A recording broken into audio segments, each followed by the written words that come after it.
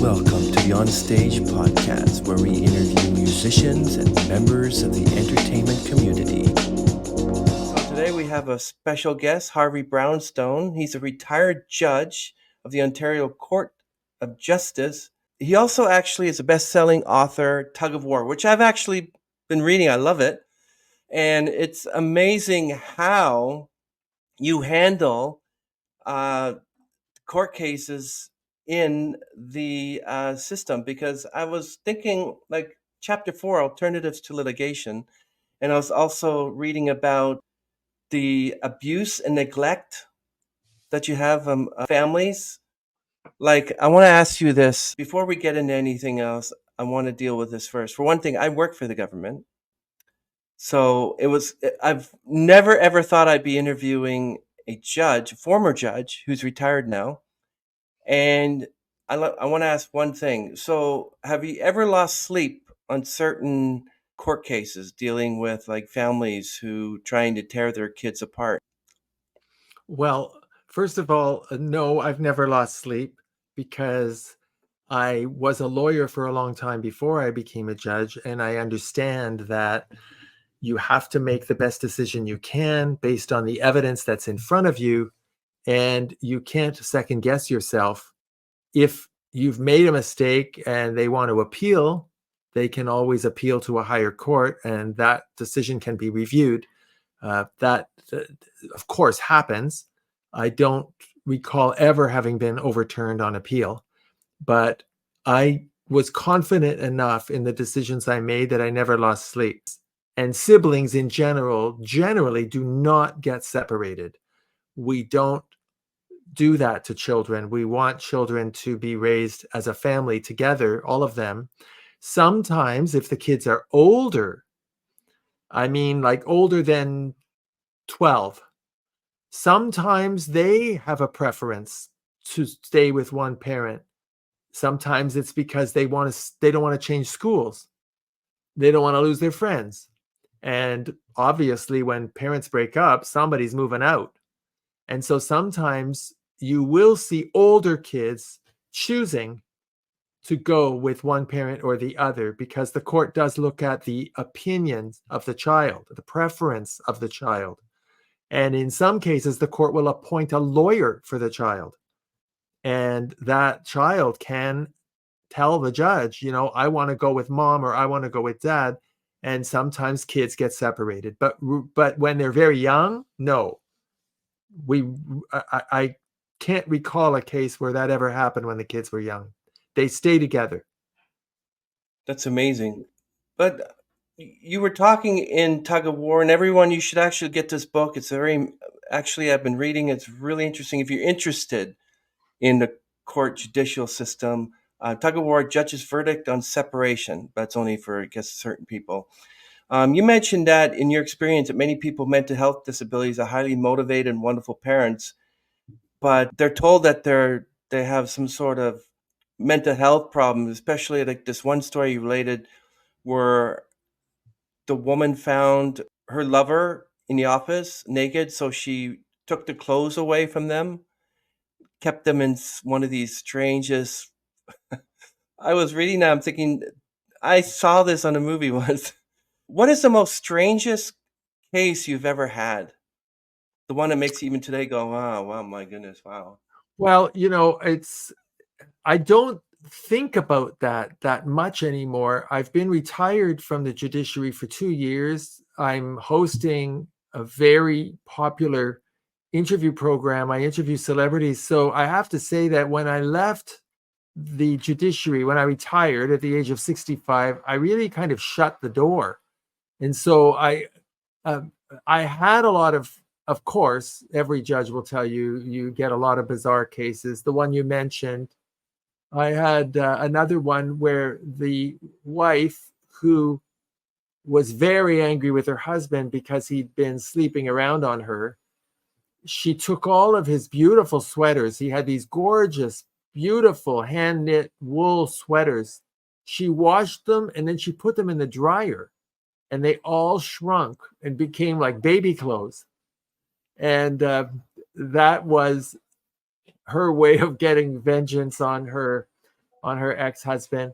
I've seen some very, very bad behavior. When people feel betrayed and angry and they're in pain, they do things that they wouldn't do in their right minds, and often they use their children as weapons and spies and damage their children.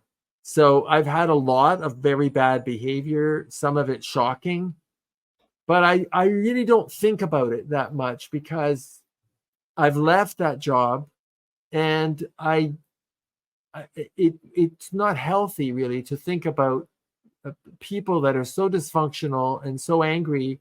It's just, I don't think it's a healthy way to live. So I don't really think about it that much, but I can tell you I did have a lot of crazy situations for sure. I had one woman in the middle of a very bad custody case over a 12-year-old. She announces to the father that he's not the father right in the middle of the case. She said, "You know what? I've had enough of this. I had an affair and you're not even the father." And I said to her, "Are you sure about this? Because now I have to order DNA testing." And she said, "Yeah, go ahead. Order DNA testing. You'll see he's not the father." So I did. And a few weeks later, the test results came back and he was not the father. And so that was something that actually happened more than once in my court.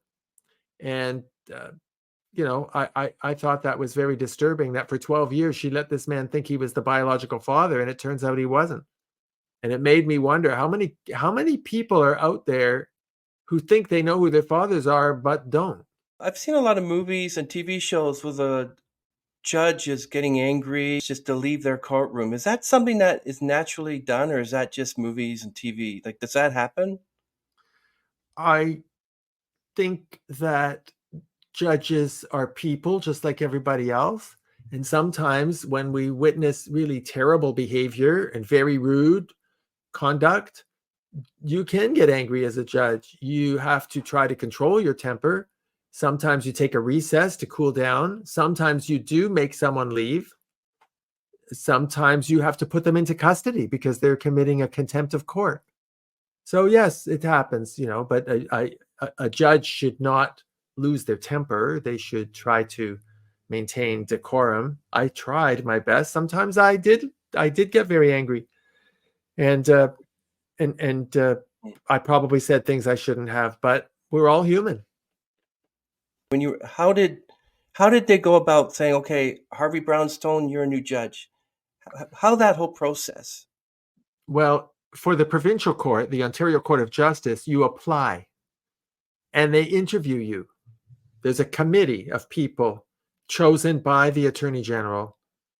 That committee is made up of lawyers and judges and even some members of the public who are not in law, and they interview you and they do reference checks, and they make the decision of who they recommend, and then the Attorney General makes the choice. If it's a federal appointment here in Canada, if you're looking for a position on the Superior Court or the Court of Appeal or the Supreme Court of Canada, you still have to apply, but there's no interview. They have a committee that does work to investigate and do reference checks, and they inquire about your career with people in the profession who would know whether you're a good lawyer or not. And then they send a list of recommendations to the federal minister of justice, and the minister decides. So ultimately, you are appointed by the government, by the justice minister, and that's how it happens. And what was your first day like on the bench? What was the first thing? What was your first case? I mean, I don't know if you can share what your first case was like, but My what was your very first day in the job? my very first day on the job, they put me in criminal court, and I was doing guilty pleas. So there were maybe 50 people on that docket, all there to plead guilty to various offenses, and I had to sentence them. That was the very first day. And the very first trial I had in family court was a child abuse case. It was a children's aid case, child protection case about Oh. a child that had been abused. The father had put the kid was 3, and the child had wet the bed. And the Mm. father put the child's hand through a meat grinder and cut off 2 fingers of the Oh. child. That was my first case. What's the world coming to? Oh my goodness. Wow. Good thing I didn't get into law. Like, why did you want to be a lawyer? Like, what made you say one day when you were younger, I want to be a lawyer? What was the driving force? I didn't know exactly what lawyers did. We had no lawyers in the family, but my parents and everyone we knew would always say, "Oh, he should be a lawyer." With his mouth, with his personality, he should be a lawyer. And I never really understood what they meant. I just knew growing up that everybody thought I should be a lawyer. So when I finished my undergrad and university, I didn't know what to do, but I knew that my parents were very disappointed in me because I had told them I was gay. They were Mhm. very, very angry and disappointed. And I knew that the only thing I was ever going to be able to do to make them happy or proud of me or feel that I had been any kind of success at all was to go to law school. So I was one of those kids that I got into law school because my marks were good in undergrad. And I went to law school because I wanted to please my parents and make them love me. That's the real truth. When I was in law school, I realized I can do this. I get what they're teaching. I got really good marks. Well, I had to get good marks because my parents kicked me out and I had no money and I had to get a scholarship. And the terms of the scholarship were that I had to get straight A's or the university wasn't going to keep paying my tuition and my books. So I had to get straight A's. So I realized I was good at it, that I could do this. So that's how I became a lawyer. It was really just because that's the only thing I was ever told that I should be. But what was going through your mind and your emotions when I gotta tell my parents I'm gay? I gotta like, was there like I'm going to do this and you did it, or were you like, oh, what was going through? What sort of emotional feeling were you going through that you have to tell your parents that you were gay? How was that for you?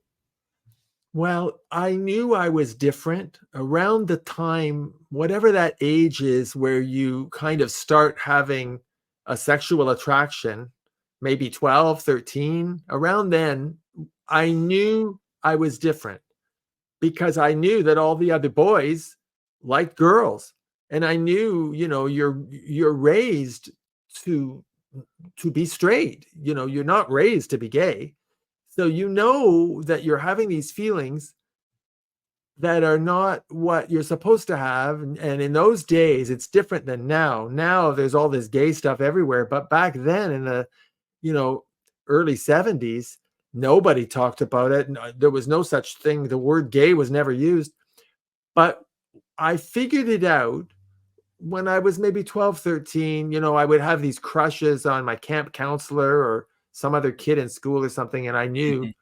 And then when I turned 19, I finally was able to figure it out, to really accept, okay, this is what I am. This isn't going to go away. This really is what I am. And I was in university by then, and I was confident that I am gay. It wasn't some kind of phase. I was pretty sure. So I thought I should tell them because I didn't anticipate they would react like that. If I had known they were going to Mm. be so uh, so broken by it, and I mean really broken, it was a real catastrophe for my parents, especially my mom.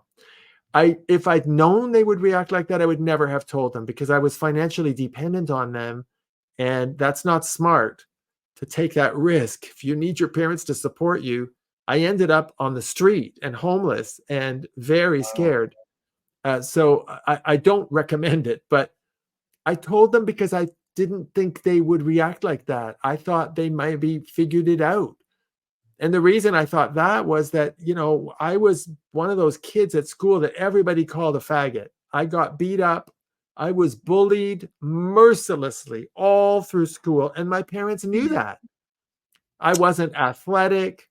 I never had a girlfriend. Hmm. I I thought they could tell. I thought if everybody else could tell, everybody seemed to figure it out that I was gay because they were all making fun of me all the time. I just thought they knew.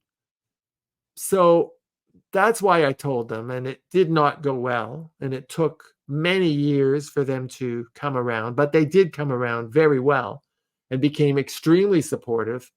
And it all worked out very well. But it was probably the biggest mistake of my life to tell them when I did. Part of the suicide rate is because the person is keeping it bottled up inside. I can't tell my parents I'm. What do you think about that? You think they should just say, "Okay, I'm gay. This is it," and then be more freer and more happier? How do you feel? Well, I think it's a very personal, subjective thing. It really depends on who you're dealing with, what your personality and your needs are, and who these people are that you're dealing with. I've known some young gay people who were families were very religious, and it was being gay was was considered a very bad sin under their religion. And so for them, they had to be completely rejected and completely isolated. With me, that happened. You mentioned suicide. I was going to commit suicide. I called the suicide prevention. I was in Wow. Kingston. I was a student at Queen's University in Kingston, and I called suicide prevention when I was 20 because I thought if they could give me one reason why I should keep living, given that I'm such a disappointment to my parents, the only people I've ever loved, then maybe I won't do it. And what happened was they put me on hold, and I got angry. I'm sitting there on hold thinking, I'm calling suicide prevention and putting me on hold. And I got kind of angry that that's how they ran their phone service. And then I thought, if you're angry, if you care that much, then you couldn't really want to die, or you wouldn't care. So I hung up and I kept going, and I never thought about suicide again. But there's no way that anybody can tell someone else whether they should come out. It's a very personal thing. It depends on the circumstances. I know some young gay people who told their parents, and their parents said, "Oh, thank God you finally told us. We've been wondering when you were going to tell us. We all knew." Wow. And then others who had reactions like my parents, other parents are surprised, maybe even a bit disappointed, but they take it very well. They say, well, this is maybe a harder life than what I hoped you'd have. I didn't want you to have to be part of a minority that might be prejudiced against, but we love you. You're still the same kid you always were. And it doesn't matter. I hope that's what most parents are, that they're accepting and supportive. Thank you for telling us that story. I know I want to discuss something else, but I just want to get this from you, like the feeling that it must have been difficult to be a child, especially 12 years old, that you knew you were different. Don't you think maybe when you were much younger and you told your parents instead of waiting all that time to tell your parents would have been different attitude, different reaction? If I had told my parents when I was 12 or 13 or 14 that I was gay, I would have been sent for some kind of therapy. They would have Hmm. assumed it was a mental illness, and they would have subjected me to who knows what kind of therapy. There was a time when there were psychiatrists out there who claimed that they could convert you and make you straight. Conversion therapy. There are people a little older than me who went through shock treatments. There was a time when this was considered a mental illness and that had to be fixed. And the way they did the fixing was pretty bad. So, no, I'm very glad I didn't tell them, because they would have felt they had to cure me. And it cannot be cured because it's not an illness. I don't know anyone gay who became straight. And I don't know anybody straight who became gay. I know people that pretended to be straight who finally came out and were gay, but they were gay all along. They just didn't want to tell anyone. They didn't want to admit it to themselves, or they didn't want to tell anybody. But I do not believe, and I have never heard of a case where a gay person went to some kind of therapy and suddenly they were attracted to the opposite sex. Never. It doesn't work that way. In the same way that I could never make you gay. Never. Oh, Harvey, I'm so sorry that you had to be bullied back then as well, because you didn't have a girlfriend, all these things. But if they had found out that you were gay, it would have been worse for you, I think. Well, they all assumed. You mean the kids at school? Hmm. Oh, they all assumed I was gay from the time I was 7. I don't know how they knew. They just knew. Kids are amazing. They pick up on stuff, but they were calling me a faggot. I didn't even know what that meant. I didn't know what it was. I couldn't understand why they singled me out, but I guess I just had mannerisms or behaviors. Kids pick up on stuff. I wasn't the most masculine kid out there, and I sure wasn't very athletic. And they just picked up on it. And it was pretty brutal. I had a very unhappy time at school. Can't imagine. Oh my goodness. So what was your deciding factor to write your best-selling book, Tug of War, A Judge's Verdict on Separation, Custody Battles, and Bitter Realities of Family Court? Why did you write that? I had been a judge about 12 years by then, and I was feeling like people were coming to family court without really understanding. So I really felt that the public needed to hear from a judge before coming to court what they should expect from the judge and what the judge is going to expect from them. Because my feeling in family court was that people come to court looking for vengeance. They're so angry with their ex. Most people break up because of infidelity. I even kept records one year. Oh, What was the reason so many people break up? And the number one reason is people are unfaithful and they screw around and they get caught. That was the number one reason. So the other partner is angry and feeling very betrayed. And when they came to court, everybody felt like a victim. And they wanted the judge to make them feel better. And they wanted vengeance. But judges are not in the vengeance business. That's not what the courts do. The courts in custody cases deal with what's best for the child. And even though your husband or your wife might have screwed around on you, they still might be a very good parent. They just weren't a very good partner, but they could still be a very good parent. And I found that parents just they couldn't understand how somebody who had hurt them so much was now going to get the children on weekends, or they might even get custody. So I wrote the book because I mhm. wanted parents to understand what is going to matter in court. Nobody cares about why you broke up. That's just the truth. They care about what's best for the children. Now, obviously, if there's been domestic violence and a child has witnessed his father beating up his mother, that's not good parenting. Because when children witness their parents arguing and fighting, that's child abuse. So I'm not saying that if you've done something bad to your partner, that it doesn't count. But if what you did that was bad was not done in a way that affects the child, then it's not going to be relevant.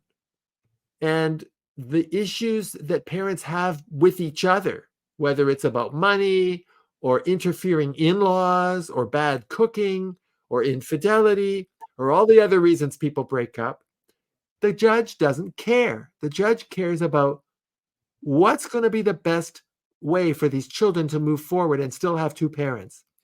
So I wrote the book because I wanted parents to understand that coming to court with the idea that you're going to launch World War III It's going to backfire.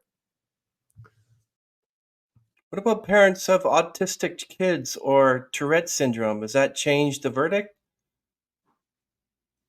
Well, you have to look at children with special needs in the same way that you look at children who don't have special needs. You have to look at the parenting abilities of the parents, the needs of the children, and what's going to be the best parenting arrangement for these kids. So whether it's an illness or a personality issue or perhaps a developmental delay, it's all got to be factored in to what's the best placement for these children. So Harvey Brownstone interviews. Um, can you tell me why celebrities? Well, I always wanted to be a talk show host. I always did.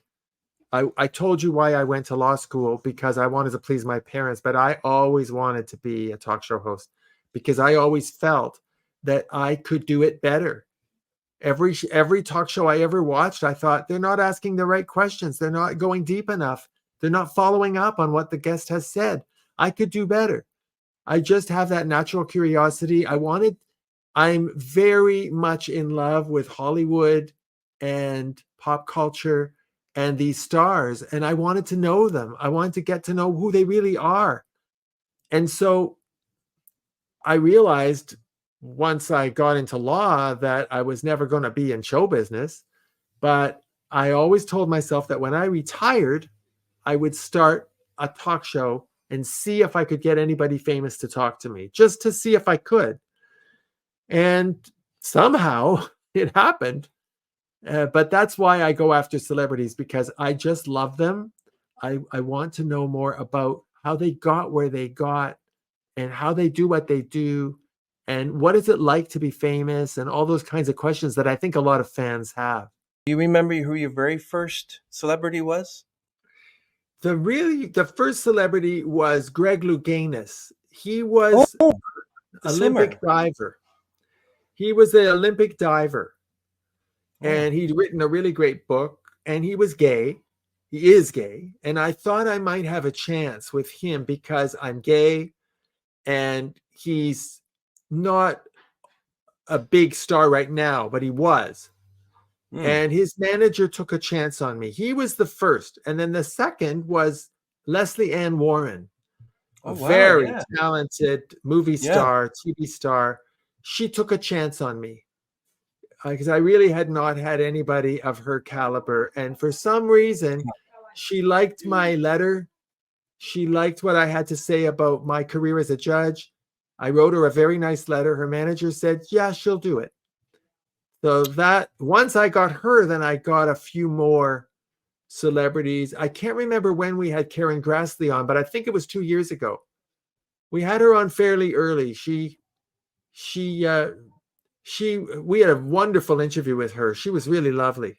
And when she came to Ontario to perform in a play, I went to see her and we had a lovely visit backstage. She was really lovely. Wow.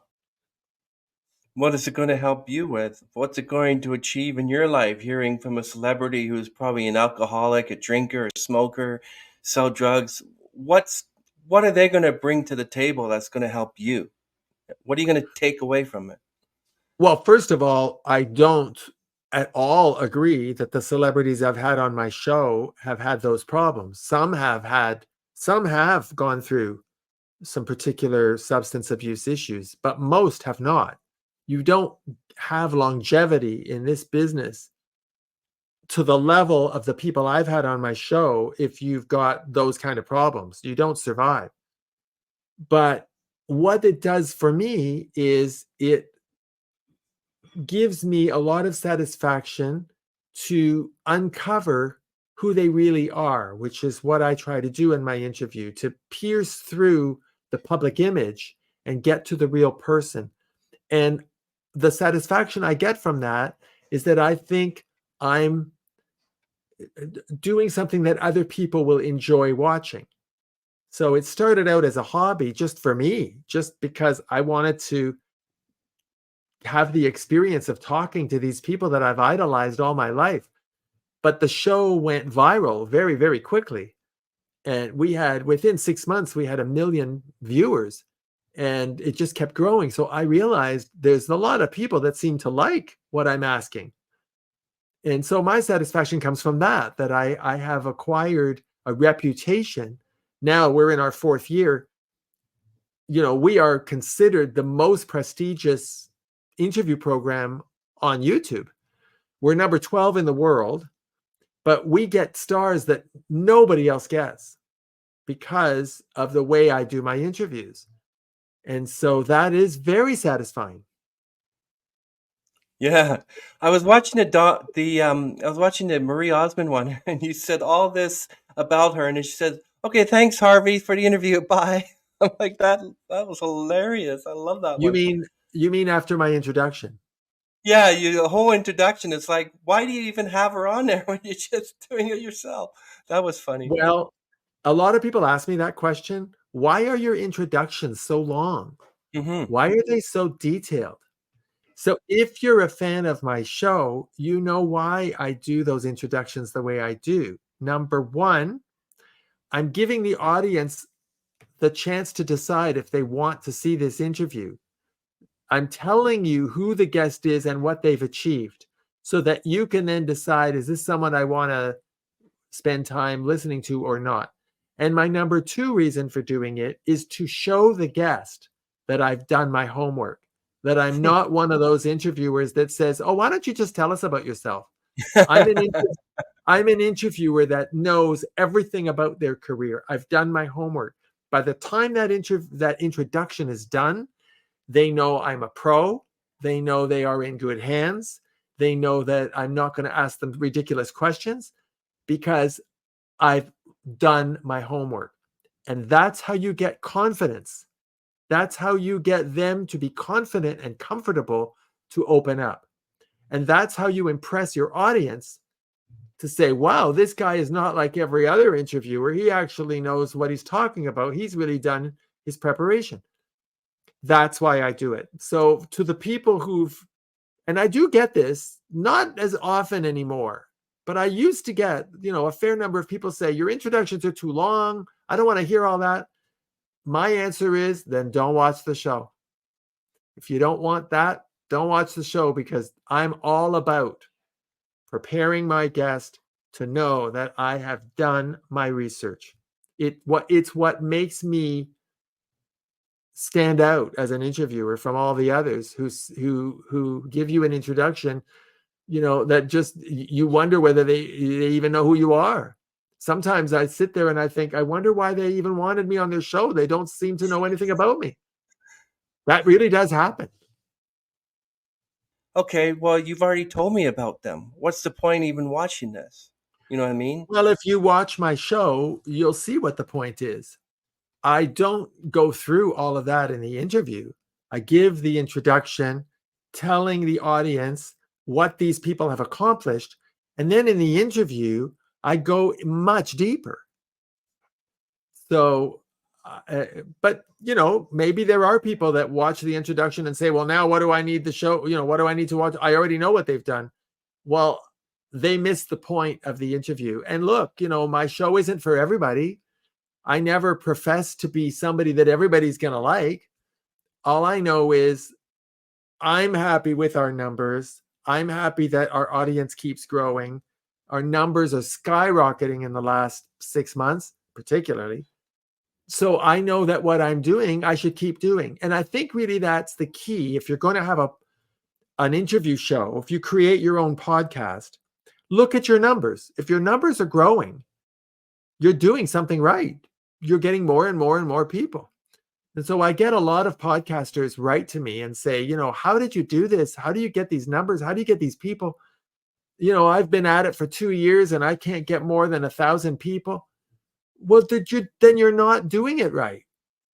You should have a much bigger audience. If what you're doing is really good, it should grow, because people like to share. When they see something they like, they'll say, hey, you should watch this. This guy's really good. I really enjoyed this. But if you're not seeing the numbers grow, it means what you're doing is not appealing enough. So then you have to ask yourself, well, do I still want to do it anyway because I like doing it? Well, fine, then do it. But if you really, I have to say, after 6 months and I saw the numbers, I really decided, okay, this is not a hobby anymore. This is a career. I'm going to go for it. I want to create a show that really makes it big. And so I watched the numbers and I went after the big stars and tried to convince them. And it's not easy. It's very hard. And my interviews take days to prepare. But I wait a love minute, these. I Go thought their ahead. publicists reach out to you and say, yes, we have such and such available. They're interested in being on your podcast. You literally reach out to these celebrities and they talk to you back and Nowadays, now that we have the reputation we have, I do get a lot of publicists contact me and say, my client just released a new album or has a new book out or a new movie. Can they come on your show? But wow. that's recent. That's recent. The first couple of years, it wasn't like that at all. I had to go after them and I had to beg and plead and prove myself and send them interviews that I had done so they could watch and see if they thought I was good enough. That was hard. It's hard work. And those interviews, in order to be good enough, you've got to ask questions that nobody else has asked. You don't want to take someone like Robert Wagner and say, what's your favorite movie? Who's your favorite co-star? Uh, some silly question that, how did you get started? They've answered that a million times. They don't want to answer questions like that. They want to answer something profound. That's how you become an interviewer that people want to watch, because nobody else has ever asked that before. Well, I can learn a lot from you, actually. I like watching interviews and finding out how does he do that? How did he ask that? Maybe I become a better interviewer through what this is shared information. So it takes you a few days to prepare research. There's a It takes lot. it takes me a long time. If they've written a book, I read it thoroughly. If they've been on a TV show, I watch it. If they've put out albums, I've listened to them. I watch every interview they've ever given in the last 10 years so that I know what they're talking about. What's interesting to them? What do they like talking about? That's how I prepare. I don't know anybody else who does it that way, but that's how I do it. What if they wrote 5 books? Do you have to read all 5 of those? It depends on how long ago they wrote those books and what it is they want to talk about now. If they're promoting a recent book and that's really what they want to talk about, is to push this new book, it doesn't make a lot of sense to go reading the first 4 because they're not interested in talking about that anymore. It's kind of like what happened with you and me. You asked me about Tug of War, my book. That book came out in 2009. I was a judge at the time. It's not really relevant to what I do now. And anybody who wants to know about me, if they're interested in me at all, they want to know about my show. They don't care about my time as a judge. So I wouldn't spend time reading my book if you were interviewing me, because people don't really care about it anymore unless they're in the legal world. If you were doing an interview for law students or for family lawyers, yeah. So I don't always read every single book. It depends on what they want to talk about, which you should always know in advance from their manager or their publicist or their agent. So, but if they've written only one book, yes, I've read it. Who was your most favorite interview? Tony Orlando.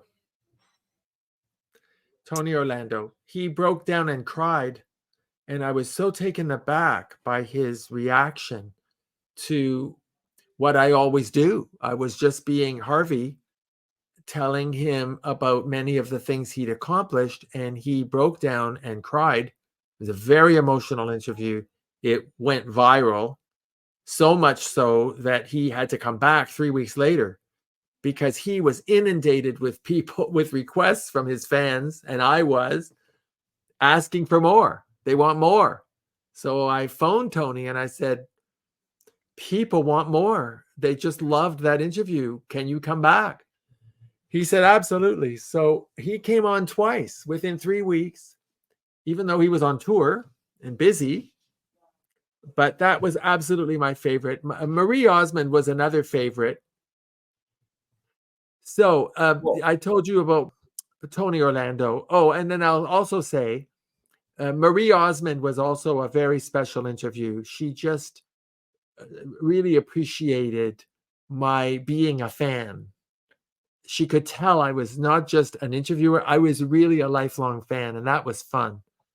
And I've had many interviews. We had Martin McKenna on, who's the dog whisperer, who wrote a wonderful book about being bullied by his father, kicked out of the house when he was 13 years old in Ireland, and lived in the streets of Dublin with a pack of wild dogs. And for 3 years, he lived with these dogs and learned how to communicate with dogs. And he's become now the expert on how to communicate with dogs. And he's a big, big star in Australia, has a TV show there. And he came on my show, and that was a very emotional interview. I like the interviews where the guest really establishes an emotional connection with me and gives me something that they've never given to anyone else. Lonnie Anderson talked about her marriage with Burt Reynolds in a way that she's never talked before. We just had Pat Boone on. He talked about Elvis in a very special way and revealed things that he'd never said before. Those are the interviews I love the best. and they don't mind that this gets uploaded to a channel for thousands of people to watch. That, hey, I laid out my dirty laundry. Is that okay? Because maybe they don't want people to know that he lived with dogs, or Pat Boone's special information he has about Elvis. Do Well, they realize it's the man who lived with dogs wrote a book about it. That's how I knew about it. So of course he doesn't mind the world knowing. He wants to promote his book. And Pat Boone has been a star for 70 years. He's very aware of what he's doing, and he wouldn't reveal anything unless he wanted, that he felt comfortable enough to do it. So no, anytime a celebrity has opened up and said something that they've never said before, it's because they want to. And if they ever contacted me afterwards and said, I really regret saying that, could you please take it out? I would edit it out. I would always respect my guests' wishes, but that's never happened. I've had that, and I'm like, are you kidding? That was the best part of it. So nope. I said, okay. So it's too bad they wanted me to get rid of it, but they shouldn't have said it in the first place. That's right. That's right. And I don't think you have any obligation to edit the interview. They know that they're being recorded. I would have no problem with you saying, look, I'm keeping it in. But I personally have a reputation in Hollywood that's a very good reputation. I don't think it's worth it to me to make an enemy with a celebrity just so I can keep something in my show if they don't want it in. But I've never had it happen. How many interviews do you think, Harvey, that you have per week? Does it get to the point where it's just too much that you just, no more, no more? Or you're like, bring them on, bring them on? Well, it is a lot of work. And my plan was for 2024 to do one show a week, maybe two. We're now doing 4 a week. I haven't been very good at controlling the workload, because the reason is the show has become really hot. Last December, the announcement came out that our show was number 12 in the world on the Hollywood 411 list of the top 50 Wow. shows in the world. When that happened, the show really took off. We suddenly got very, very popular. And I don't want to say no if a big star wants to come on my show. This is what I worked for very hard. So I have been overloaded with interviews, and we are putting out 4 a week. I hope to get it down to 2 a week, but if being a successful talk show host means that I have to work harder, I'll do it because it's what I always dreamed of. And I'm so honored when a big star wants to come on our show. And if they're only available on a certain day, Also, because you were once a lawyer and a judge, you're putting all those, you had to write a lot of questions and stuff. So you're putting much of your job into that as well, very much so. correct? That's very perceptive of you to say, because I do use my courtroom skills in the way I ask my questions. I'm very particular about the wording I use and the way I set up a question, and I get asked about that all the time. How much of what you do was what you did as a lawyer, examining witnesses in the witness box? The answer is a lot. And let's Mm-hmm. face it, the reason I think my show took off is because I am a retired judge. People were curious to see what's this judge all about. How is this judge going to be a celebrity interviewer? And I think the way I ask my questions shows that. They're very detailed questions that are very particularly worded, and I work on that. My questions are written out, and I work on exactly how I want to ask the question to get the response the best possible response I can get. And the audience notices that. The audience, I think if you're only getting 20 views, it's because it's not special enough. You have to figure out what makes you special. In my case, what made me special, I was a judge. That was my big thing. I was a judge, and I turned that career into this career. That works for me. There are other people that host because they are entertainers themselves. They're comedians. They're entertainers, and they want to show their personality, and they want to have these great conversations with all these celebrities to promote themselves. Well, if it works, great. Then there's other people who just think, well, this looks easy. I think I'd like to try it. But they don't give me the sense that they have actually any vision for what it is that would make anyone want to watch their show. If you're not famous, I'm not famous, why would anybody want to watch us? We have to do something to make ourselves watchable. So I think it does take a lot of thinking about what exactly you want this show to be, given that there's so much competition. There's just hundreds of thousands of podcasts. Once Zoom came along and webcams, everybody could decide that they could just do their own show. And YouTube made it easy. But if you're telling me you're getting 20 views after 3 years, that's not good enough, in my opinion. A good strategy to look at, okay, who are the guests on my show that people really liked? And let's say that you got a lot of views for today. Maybe you should be going after more judges. See if they'll come on your show and talk about what it's like to be a judge.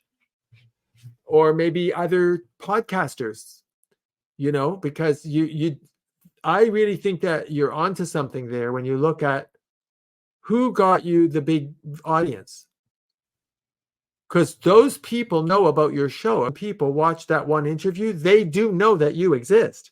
Why aren't they watching every episode? Well, it must be that they're not interested in the guest, because they do know you're out there. What do you think is the best, like interviews, like 30, 45 minutes, an hour? What do you think is the best time to cut it right off? I think it depends on the guest. When I have a legendary star like Pat Boone or Robert Wagner, I'm going to let them talk as long as they want because they're big. If you have an author of a book that has a limited audience, I think half an hour is enough. Half an hour is enough.